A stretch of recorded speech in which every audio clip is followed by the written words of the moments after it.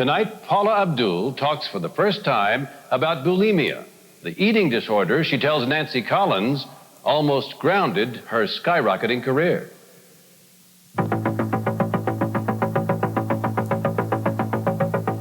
I've been at war with my body. Me and my body have been on two separate sides. We've never, until recently, been on the same side. You would have never known watching that body, that dazzling instrument. Paula Abdul's hip-hop moves changed the face of dance in the 80s. One and two and three and four. At 5'2", she defied the laws of gravity, choreographing the steps that defined a generation, the MTV generation. In 1988, she put those steps to her music, released an album, and became an overnight superstar.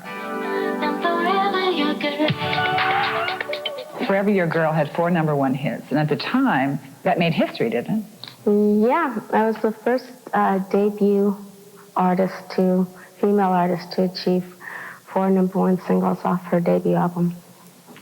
It was incredible. But before she did it for herself, she did it for others. As a choreographer, her routines changed the Laker girls from cheerleaders into performers. She helped Janet Jackson develop her signature style. And along the way, Paula Abdul collected a Grammy, 2 Emmys, and a dozen other music awards. You know, my career just took off, and I was constantly running to play catch-up. I learned that if you neglect your career for 1 minute, I mean, it's going without you, and either you better catch up or say goodbye. Paula kept up with her career, but at a price. Her public image was as sexy as it was sleek. Privately, however, the mirror reflected the shadows of a problem that would overtake her life.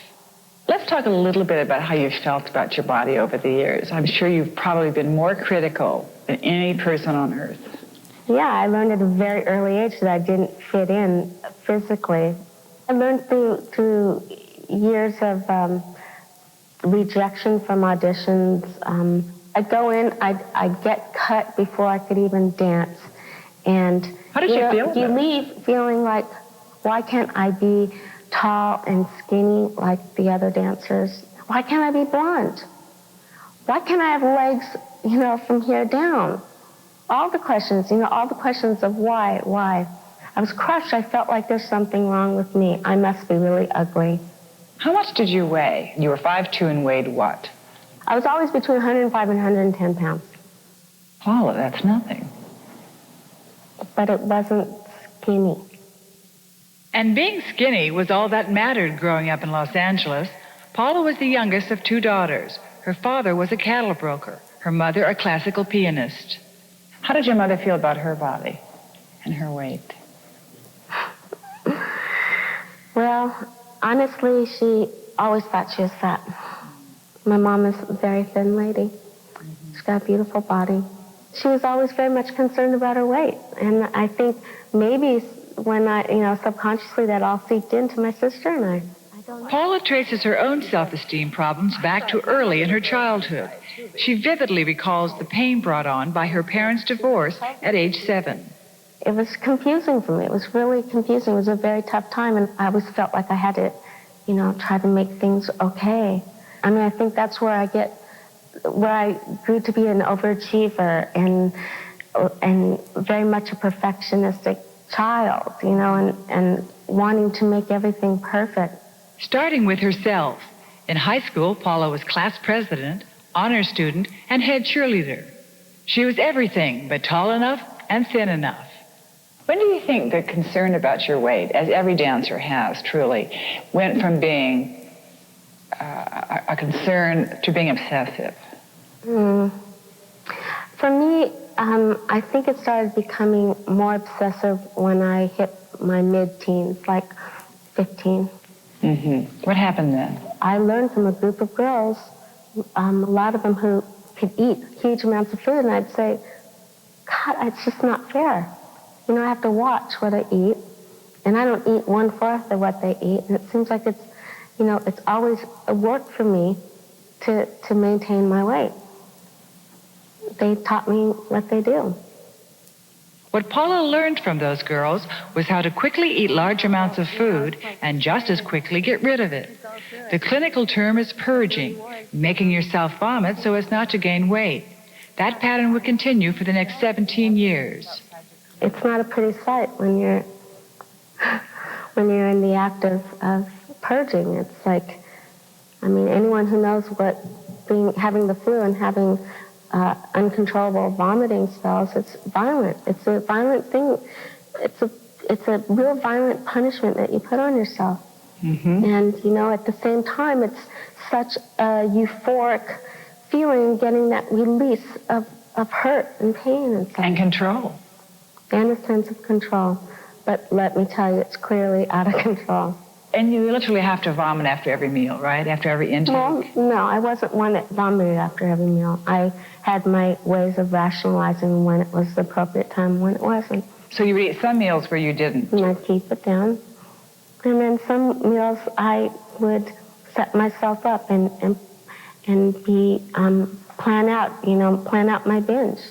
I'd allow myself, it was like sometimes where I would allow myself to do that because I was having a bad day or I couldn't express myself emotionally the way I wanted to and I'm embarrassed by it or I'm frustrated and I feel stupid about it. And any feeling that I had, first it was always like sad or negative feelings, but then when you get into the habit of doing it, it happens with happy feelings. And Paula had much to be happy about in her professional life. Her second album, Spellbound, had gone platinum, and in 1990, her innovative Diet Coke ads hit the airwaves, broadening her appeal even more. Yet she was still haunted by her distorted self-image. Were you able to quit it all, the habit? Oh, I'd have periods of months at a time where I wouldn't do it, and I thought that, you know, this is great, I'm cured. I'm just, you know, I feel good about myself. But the second you take it for granted, it comes right back. Throughout her career, Paula had managed to keep her struggle with bulimia a secret from her many fans. Then, in 1992, the tabloids made the news public, with front-page reports of her eating disorder. But the rumors quickly died down, and outwardly her life seemed more glamorous and romantic than ever, particularly when she met and married actor Emilio Estevez. You know, we did the mistake that people make. We didn't know each other long enough, and it was like, quick, you know, what's the next step? Will you marry me? And yes, I'll marry you. And now, did you tell Emilio about your problems with bulimia before you got married? Oh, yeah. I'm a firm believer of getting everything out on the table. And the thing that was hard is that I wore my heart on my sleeve and was very open about sharing about everything. When their marriage ended less than 2 years later, Paula was devastated. She had just come off a world concert tour. Sad and exhausted, her battle with bulimia, while never silent, became unmanageable. Finally, last August, she decided to seek help at the Laureate Psychiatric Clinic in Tulsa, Oklahoma. She told no one.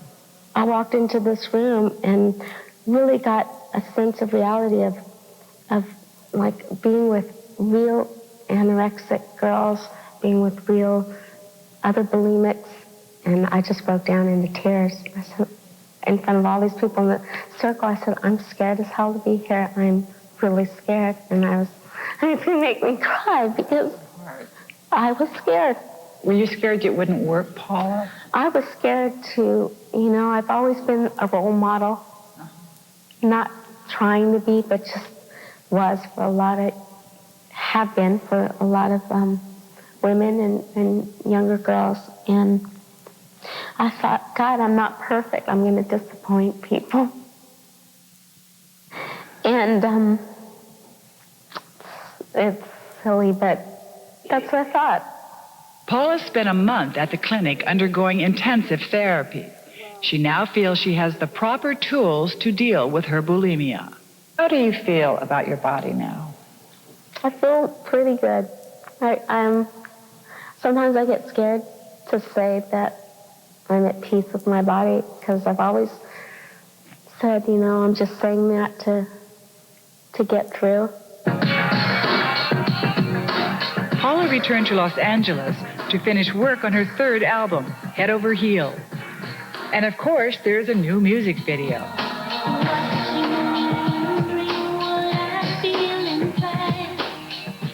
Abdul is back with a new style, a new body, and a new attitude.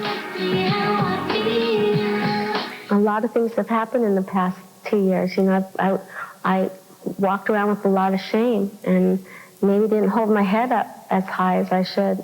And when I walked out of that clinic, I walked out without shame and I walked with my head held high. And I think it's just a big relief. The first single from Paula Abdul's new album came out this week. She's back on the airwaves and hopes to be back on the charts again soon.